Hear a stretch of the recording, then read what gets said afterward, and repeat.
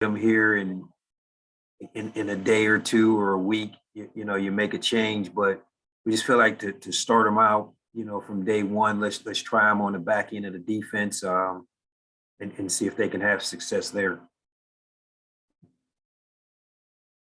Go ahead, Joe Giuliano. Hello, Terry. How are you? Good, thanks. Good. I asked Coach Franklin about signing the three young men from Philadelphia. I had spoken with Coach Johnson of Imhotep a couple of weeks ago, and he said he really appreciated the fact that there was better communication with the city coaches and more of an effort to recruit the kids from the city. And I wondered how you feel your role was in that endeavor. Yeah, Coach Franklin reassigned our territories over a year ago and assigned me to Philadelphia. Obviously, the addition of Dion Barnes was a major factor in recruiting that area. What Dion did for us was give us the heartbeat of Philadelphia, to understand, what those guys are thinking, what they need, and to help us manage the area better. And so, just listening to Dion and him, give us that advice, I went to the coaches themselves and, really just confessed that we had dropped the ball in Philadelphia and that, we had to do better in the city limits. And so we made a conscious effort to own our mistakes, and we made a conscious effort to be better. And we got better there. We landed 3 kids. We're happy with those guys. And we're going to continue to pound the streets of Philadelphia and try to get the best kids to stay here in the state. Let's go to Audrey Snyder. Terry, going off of that, obviously, I don't recall so many guys raving about someone as much as they have about Dion in the last couple cycles. What do you think his future holds, and how valuable is he to this operation? Yeah, Dion is a great young talent in this industry. He's a tremendous coach. He's a defensive line coach by trade. He's a great teacher. He's a great communicator. He's a great person. And obviously, being from Philly, he's connected there. He was a high school coach there. He had a business where he was training a lot of guys individually. So, and he was a legend there. He was a very good football player coming out of the city. So his connections and, the people he knows have really benefited Penn State. And, he's valuable to our operation. I'm happy for Dion, and, whether it's this off season or next off season, I'm sure he's going to have a full-time job somewhere. So he's going to be a great coach here relatively quickly. Let's go to Elton Hayes, and then we'll go to Frank Bodani. Hey, Terry, how are you doing this afternoon? Good, thanks. You mentioned kind of rebuilding those relationships and patching that stuff up in Philadelphia. What kind of goes into that? And how did you all go about making sure that happened and kind of getting that process started? Yeah, tons of phone calls, tons of text messages, tons of Zoom calls, just direct communication, and answering tough questions. Oftentimes a coach wants to know why we haven't offered their kid, and maybe Texas A&M has offered their kid. We just had to own our mistakes and mend those relationships. And I think over the course of this year, we've done a fantastic job with that. I think our relationships are great. We've offered more kids early than we've ever offered. And I think that was part of the deal, is to get in on these kids as 9th graders and 10th graders. And in some cases, maybe a special talent coming out of the 8th grade, headed into high school, to get in on these guys. So, we're excited about where this relationship with the coaches in Philly are going. And so we're just going to ride this wave and continue to do better and make sure our relationships are transparent, open, and genuine. Let's go to Frank Bodani and then Audrey Snyder. Hey, good to talk to you, Terry. Could you just mention one maybe exceptional, interesting, intriguing thing about the 3 Philly kids? something that fans should know about for their future? Yeah, I'll start with Abdul. I think Abdul is one of the most athletic players in the class. He's kind of a hybrid guy. We're bringing him in as a linebacker. We feel like he can play the linebacker position really well. He's big, he's athletic, he's fast, yet we think he can rush the passer off the edge. So we're excited about, being a dual threat guy, where we can kind of tailor some defenses specifically to his talents. Ken Talley, this guy, when you look at him, he's the heartbeat, and he's kind of going to be what Jesse Luketa has brought to us as the pulse of the defense. I think this guy is going to bring that to us. His energy, his smile, his personality, his tenacity, the dog in him. I think he's going to lay a mark on us that a lot of guys are going to follow suit to him. And then Keon Wiley, I think Keon quietly may be the best player in on the defensive side. This guy's a humble servant. He just doesn't say much. But when you look at the production of his film, this guy gets after it every snap. He plays relentless to the football. When he comes here and we put a couple pounds on him, get him a little bit stronger, I think the upside of this guy is tremendous, and we're just excited about what he brings to the table. Let's go to Audrey, and then we'll go to John Petishnock. Hey, Terry, I'm not sure if you have the list in front of you or not, but the 10 early enrollees, do you know that off the top of your head? I do have the list. So Zane Durrant would be one. Drew Allar, Katron Allen, Jerry Cross, Amari Evans, JB Nelson, Bo Prabula, Caden Saunders, and Nick Singleton are the list that I have. Thanks. Want to make sure I didn't forget somebody. Let's go to John Petishnock and then Nate Bauer. Hey, Terry, good to talk with you today. Yes, sir. Thanks. Hey, wanted to ask about working with Dion Barnes on the recruiting trail. I don't know how much you work directly with him when you're recruiting, but I wanted to ask, how much do you provide guidance to Dion in terms of finding his approach to recruiting? And how much of it is just Dion getting more experience out on the recruiting trail and kind of finding his own way and seeing what works? So I work directly hand in hand with Dion. So the way we recruit by territory and by position.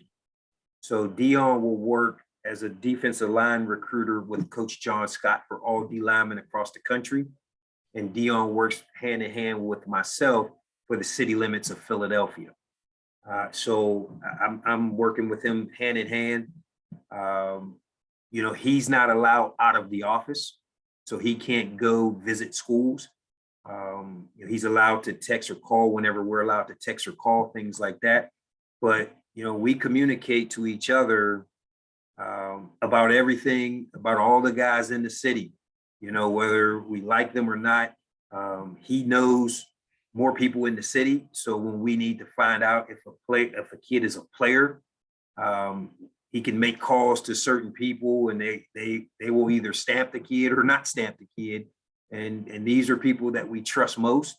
And it gives us an insight to whether we really should hone in on a kid or even in some cases back off of a kid. So, this is a direct communication between he and myself. We're constantly talking. We're constantly on the phone with these prospects together.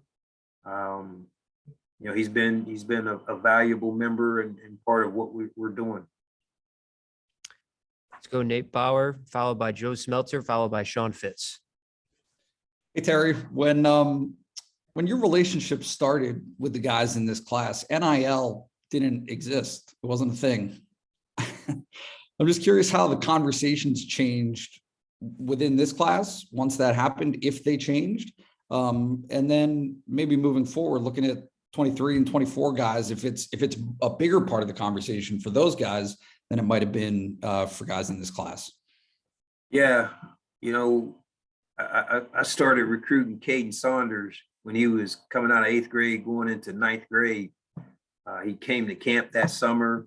That was back when I covered the city of Columbus. And, you know, NLI was nowhere to be seen or heard of, or, you know, and now you look at what was offered to the kid that flipped and went to Jackson State. You know, there's $1 million offer for him to go there and do this documentary. So it has changed the game. And we as Penn State, we have to stay ahead of the process, and we have to be able to, you know, we can't directly provide these opportunities, but we have to be able to connect dots where these guys can get their opportunities, because you know, you see the #1 player in the country leave a major university for a HBCU, and that is the sole reason. So, you know, this thing's here. We got to adjust to it, and we got to make sure that our guys are able to receive what the expectation is to get NOIs and, you know, things that they're worthy of. So, you know, we have to adjust to it. Let's go. Yep, let's go to Joe Smeltzer, followed by Sean Fitz. Terry, are there any hidden gems, I guess you could say, that you see in this class that kids that might not get the attention that a Drew Allar or Nick Singleton might get? Yeah, defensively speaking, you know, I kind of honed in on Keon Wiley. I think he's going to be really talented for us. I think he just has something extra that, you know, I don't think he gets the acclaim that he's deserving. And then, you know, I think Cam Miller is another kid. You know, here's a kid that transferred from a small school in just outside of Jacksonville to Trinity, a traditional power in Florida, and became their best player. You know, was a two-way guy there, was, you know, played the Wildcat and played some receiver, and they got him the ball all over the place on a traditional state championship team. Just excited to get these guys here. And, you know, I think Abdul, I think his upside is through the roof. You know, he's going to be, you know, coached by Coach Diaz, and I'm anxious to see his growth. I mean, this guy works as hard as they come. I was watching an interview on him earlier, you know, and you know, one of the comments he made was, you know, he doesn't ever want to take a day off or a playoff. And just that mindset alone just tells you he's destined for great success. So, you know, he's going to work hard, and we're going to get everything out of him.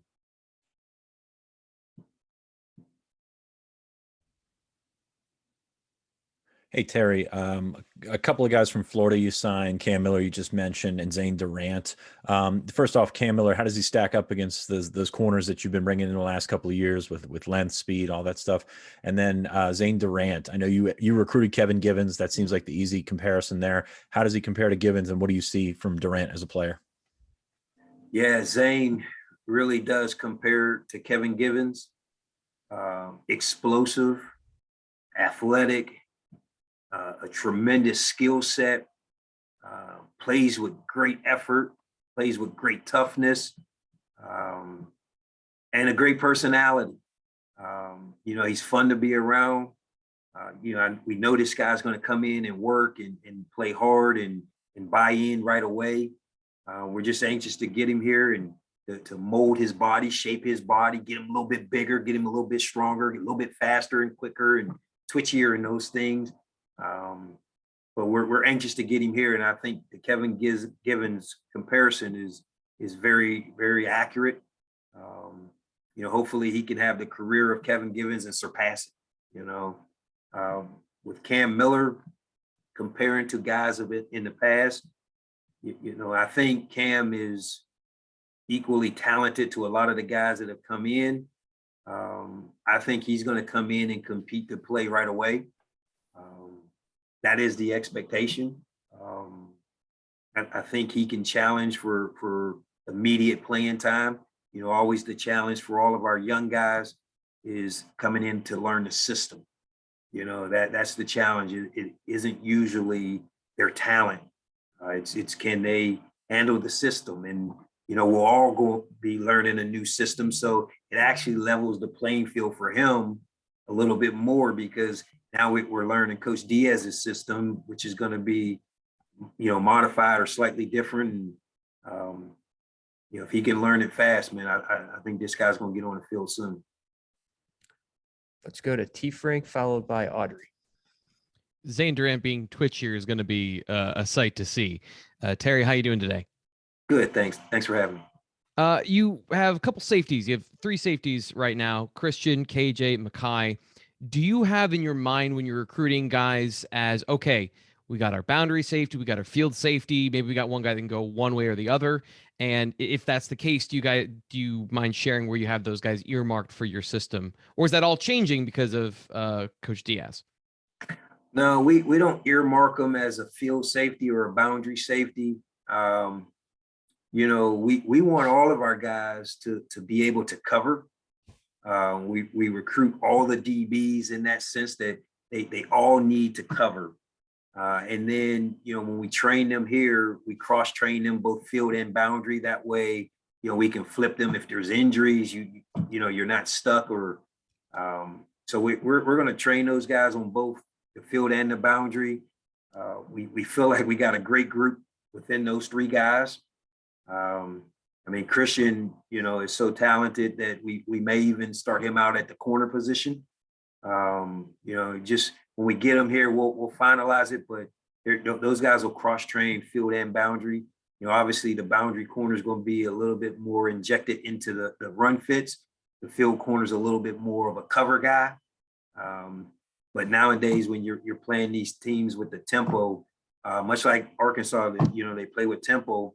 These guys got to just get lined up on a left and right bases, and sometimes they're in the boundary, sometimes they're in the field.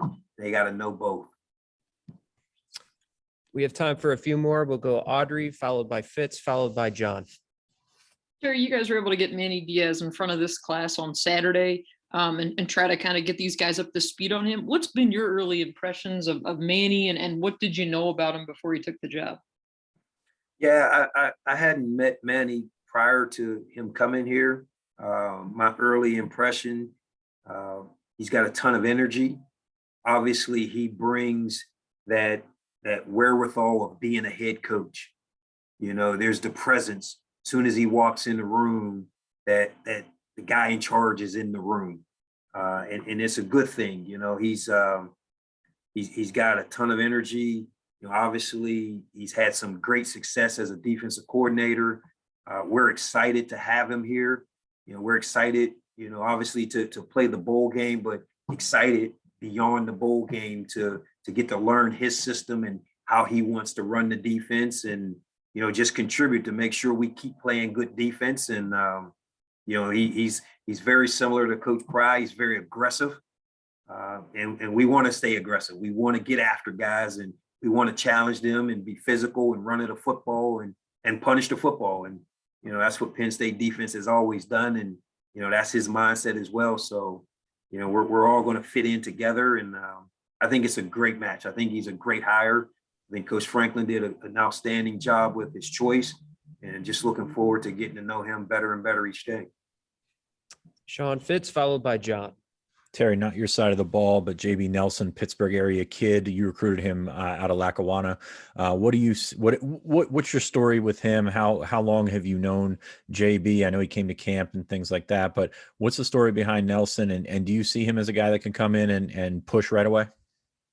Yeah, so I knew JB when he was back at Mount Lebanon before he went to Lackawanna. Recruited him there, realized he was going to have to take a detour to Lackawanna, and then picked up the recruitment again while he was at Lackawanna. Obviously, he's a big, long, athletic kid. He had a great year this year at Lackawanna. He's physical. He's got great feet. We're excited about the opportunity for him to be able to come make an immediate impact. Obviously, it's always learning the system. Like I had mentioned about the Cam Miller earlier, if JB can come in and learn the system and learn the checks and, be able to protect the quarterback. At the end of the day, he's got to protect the quarterback and not let those guys get at him. And then, obviously we need a little bit more girth in guys to come off the football and move some guys in the run game as well. So we think he can do that. We think he will do that. We're excited, especially when you get a guy that's a few years removed from high school and you're not going through the high school to college transition. So this guy's already lived away from home and he's got that maturity. So, we've got high expectations for him. Last question, we'll go to John Petitschnok. Hey, Terry, going back to name, image, and likeness, I wanted to ask that about within the context of the Alumni Network, which you talk about often. When you're talking with recruits and their families about name, image, and likeness, how does that conversation merge or interlap with the conversation that you have with them about Penn State's Alumni Network? Yeah, we often talk about the networking of our alumni association, and tying things in together. There's so many alumni that are active, that run their own businesses. And as this thing is evolving, we're learning more and more what we can and can't do to help provide information to our prospects and players, so that they can have benefits and get these deals that are out there for them that can help them. You just see across the country, guys are making tens of thousands of dollars and some are making six figures, and on some rare cases, there's guys making seven figures. So, with our alumni association, we want to tie these guys into them. We want, if there's $10 out there for someone to make, we want them to be able to make that $10. And, that's big for us. We've got the largest alumni dues paying alumni association in the world. And we want to take advantage of that with our guys. Thank you very much, Terry, and appreciate your time, everybody. Thanks, guys. Appreciate having me. Thanks, Thank you, Terry. Thanks, Terry. Greg.